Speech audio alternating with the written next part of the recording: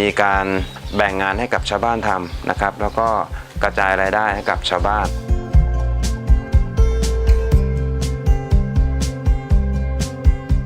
นะแล้วก็ผลิตโครง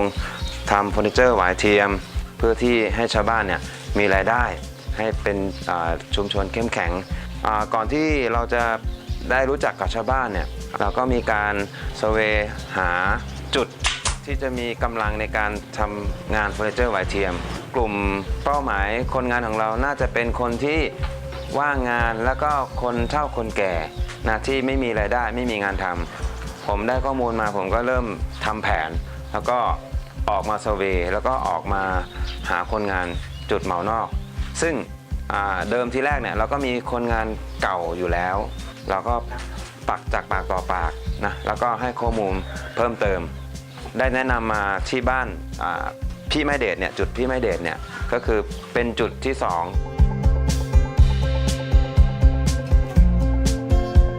จุดแรกเราก็ได้ข้อมูลมาว่าต้องเป็นอีกบ้านหนึ่งเราก็ดำเนินการลงพื้นที่แล้วก็มาคุยรายละเอียดบอกข้อมูลกับชาวบ้านก็พอให้ข้อมูลชาวบ้านมีความสนใจ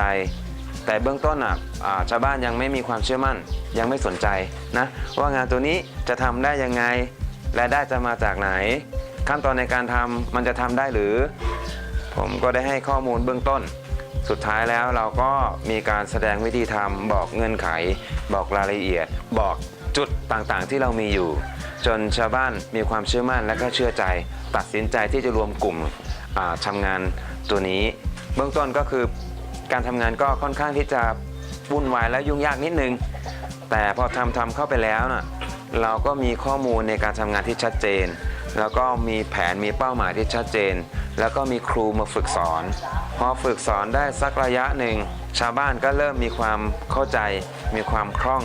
ในการทำงานมีความคิดซึ่งผมก็ให้นโยบายกับจุดที่เราเปิดจุดแรกแล้วว่าถ้าเปิดจุดแล้วเนี่ยถ้าใครอยากจะไปทำที่บ้านตัวเองก็สามารถที่จะไปขยายจุดแล้วก็เปิดจุดของตัวเองได้เพราะฉะนั้นพอเรามองเห็นกลุ่มคนงานที่มีความคิดที่จะแยกจุดจะขยายจุดละทีนี้เราก็เริ่มคุยละคนไหนในกลุ่มที่เราเปิดจุดแรกเนี่ยพอที่จะมีทักษะมีความสามารถที่จะเปิดจุดได้เราเริ่มมองละหนึ่งในส่วนนั้นก็คือเป็นคุณพี่แม่เดชเนี่ยเริ่มมีความคิดว่าเราอยู่กลุ่มอย่างนี้ต่อไปเราก็คงอยู่บ้านเขาแล้วเราก็ไม่สะดวกด้วยเขาก็ไม่สะดวกด้วยพี่แม่เดชเลยคุยรายละเอียดกับผมว่าผู้จัดการผมขอเปิดจุดได้ไหม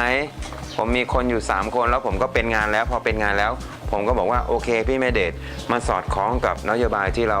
ทำอยู่นะคุณสามารถที่จะขยายจุดแล้วเปิดจุดเองได้เลยนะซึ่งพอคุยรายละเอียดคุยเงื่อนไขเสร็จปุ๊บเนี่ยพี่แม่เดชก็ตกลงตัดสินใจที่จะเปิดจุด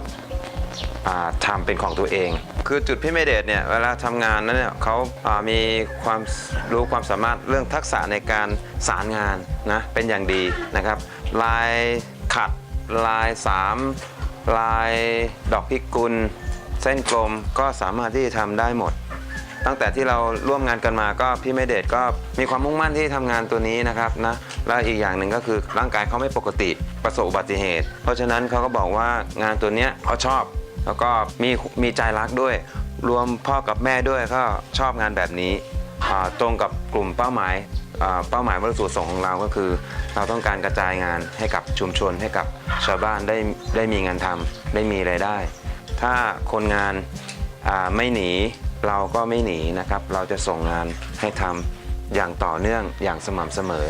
ทางบริษัทก็เป็นห่วงแล้วก็ให้ความสำคัญด้วยสำหรับกลุ่มเหมานอกนะครับเป็นกำลังกระบวนการผลิตส่วนหนึ่งของโรงงานเพราะฉะนั้นงานที่ออกมาทุกวันนี้ส่วนใหญ่ก็จะเป็น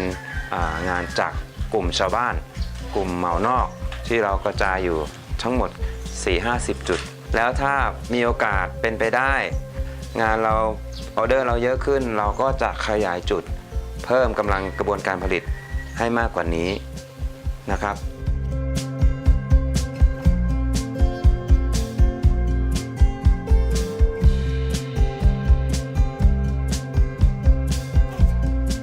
จุ จุดที่เราอยู่ตรงนี้ก็คือเป็นจุดของบ้านจันจิตเรามีนโยบายนะครับ1 ปีเนี่ยเราก็มีการแจกโบนัสให้กับชาวบ้านเนี่ย2 ครั้ง